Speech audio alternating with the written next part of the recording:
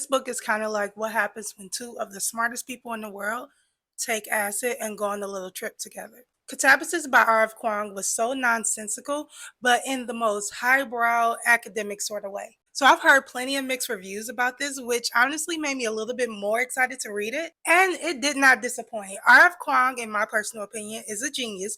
I feel like only she can like pull something like this off. I kind of understand some of the criticisms because it was a bit nonsensical. Like I know early on, I was like, what is going on? But I personally loved it. And R.F. Kuang is one of those very few fantasy authors that make me feel like I actually learned something at the end of it. But like I said at the beginning, I did struggle a little bit just because I had an idea of what I thought this was going to be, and it was not what I thought it was going to be. So once I put my like previous expectations aside, I was able to really appreciate the story for what it is. I'm also pleasantly surprised that there was actually a happy ending because you know how R.F. Kuang can do.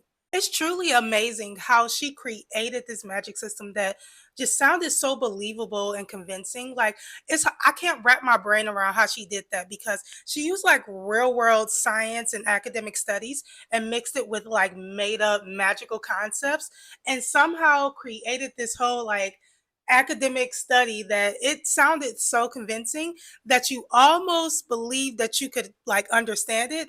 But I had to remind myself like this is a made up concept. I really was attempting to understand the magic system, and that was impossible. Like once I turned that part of my brain off that needed to understand everything, I had a better time with this read. And just when I think I understand R.F. Kuang's writing style, she shows me that I understand nothing. This lady has so many different facets and her writing is so versatile.